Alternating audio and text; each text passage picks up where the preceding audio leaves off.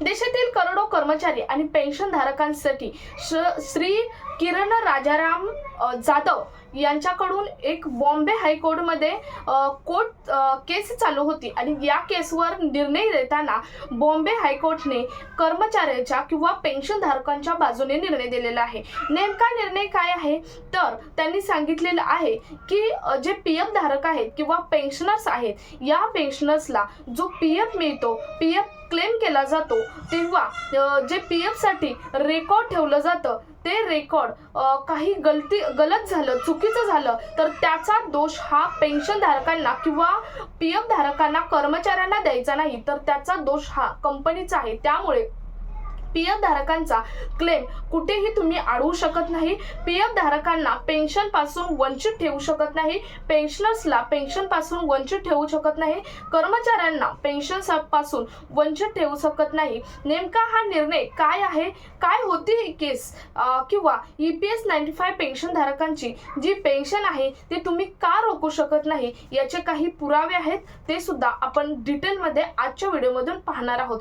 कारण आपल्या चॅनलवर प्रत्येक वेळी सेंट्रल गव्हर्नमेंट, स्टेट गव्हर्नमेंटचे जेवढे कर्मचारी आहेत, जेवढे पेन्शन धारक आहेत, यांच्यासाठी आलेलं प्रत्येक अपडेट, मग ते कर्मचाऱ्यांकडून गव्हर्नमेंटला दिलेलं लेटर असो किंवा गव्हर्नमेंटकडून कर्मचाऱ्यांना दिलेलं अपडेट असो, हे प्रत्येक पॉझिटिव्ह निगेटिव्ह कोणतंही अपडेट असो आपल्या चॅनलवर पोस्ट केलं जातं।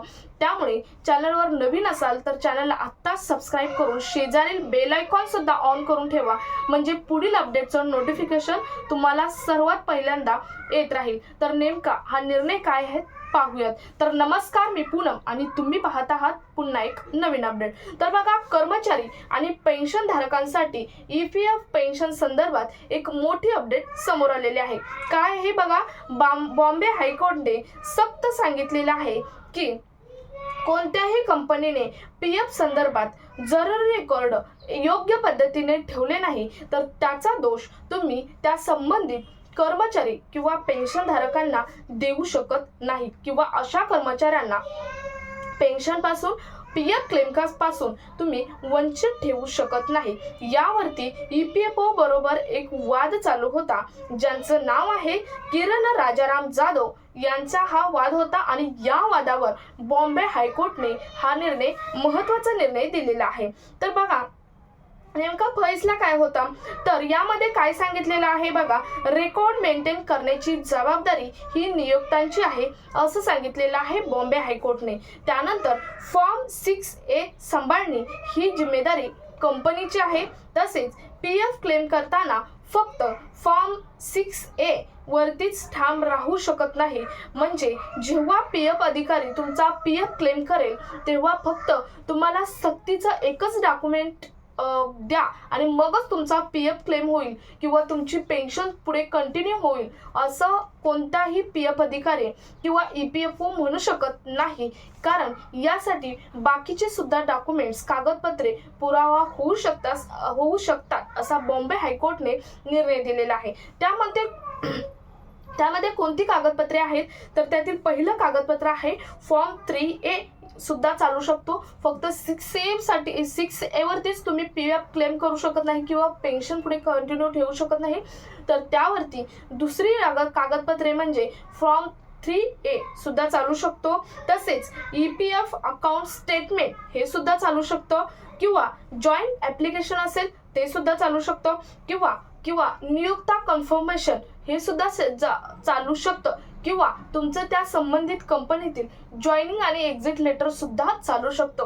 त्यामुळे अतिशय महत्त्वाचा बॉम्बे हायकोर्टने हा निर्णय EPFच्या कर्मचाऱ्यांसाठी आणि पेन्शन धारकांसाठी, त्यामध्ये EPFOचे सर्व कर्मचारी येतात, EPS 95 अंतर्गत येणारे कर्मचारी आणि पेन्शन धारक सुद्धा यामध्ये येतात, त्यामुळे त्यांच्यासाठी ही अतिशय महत्त्वाची अपडेट आहे। तर तुम्ही फॉर्म 6A वरतीच क्लेम करू शकत नाही, तर बाकीची ही मी आता जी सांगितलेली आहेत ती कागदपत्रे सुद्धा तुमच्यासाठी महत्त्वाची आहेत। तुम्ही पीएफ साठी क्लेम करू शकता किंवा तुम्ही जी तुमची पेन्शन आहे ते पेन्शन तुमची कोणीही रोखू शकत नाही, फक्त एका टेक्निकल इश्यूमुळे। कारण आता बरेच प्रॉब्लेम चालू आहेत की काही टेक्निकल इश्यूमुळे काही पेन्शन धारकांची पेन्शन सुद्धा रोखलेली आहे, PF क्लेम होत नाहीत. त्यामुळे बॉम्बे हायकोर्टने अतिशय महत्त्वाचा हा निर्णय किरण जाधव यांच्या वाद्यावरती दिलेला आहे.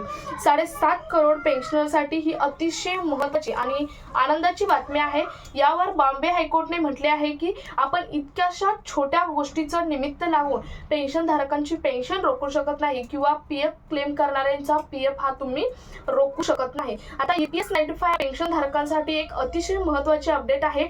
EPS 95 पेन्शनधारकांची पेन्शन सुद्धा कोणीच रोखू शकत नाही. याचा महत्त्वाचा पुरावा आहे की संसदीय समितीचा स्टँडिंग रिपोर्ट जो 15वा आला होता तो रिपोर्ट अतिशय महत्त्वाचा रिपोर्ट असतो आणि या रिपोर्टमध्ये एक ओळ सांगण्यात आलेली होती पेज नंबर 45 वरती. मागच्या व्हिडिओमध्ये मी डिटेलमध्ये पोस्ट केलं होतं, परंतु तुम्हाला पुन्हा एकदा सांगते की या पेजवरती जे लिहिलं होतं की EPS 95 पेन्शनधारकांची जी पेन्शन आहे 1000 ती 1000 पेन्शन सध्या महागाईच्या काळामध्ये पुरेसी नाही. त्यामुळे ही पेन्शन ही 7,500 किंवा हायर पेन्शन 9,000 करावी असं या संसदीय स्टँडिंग कमिटीच्या 15व्या रिपोर्टवरती महत्त्वाची अपडेट लिहिलेली होती.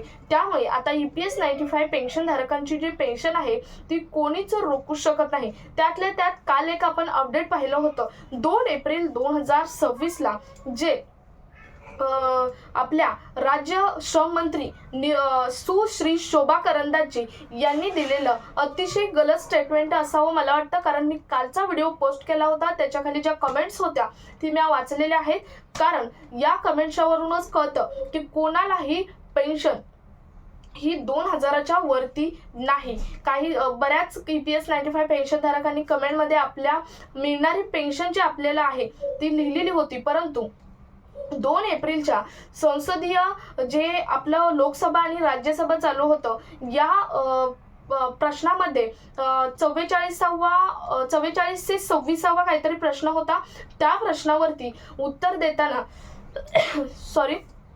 सुश्री शोभा करंदीजी यांनी सांगितलं होतं की आम्ही EPS 95 पेन्शनधारकांना 37,045 पेन्शन दिलेले आहे. 2024-25 हायर सगळ्यात शेवटचा आकडा सांगितला होता 2024-25 या इयरमध्ये असं सांगितलं होतं. परंतु आजपर्यंत माझ्या मते आणि बऱ्याच EPS 95 पेन्शनधारकांच्या कमेंट वाचल्या असता कोणालाही इतकी पेन्शन मिळाली नाही. एकतर न्यूनतम पेन्शन 37 लाख पेन्शनधारक असे आहेत की ज्यांना 1000 सुद्धा पेन्शन मिळत नाही आणि बाकीचे हायर पेन्शनधारक आहेत त्यांना सुद्धा 9000च्या वरती कोणालाही पेन्शन नाही.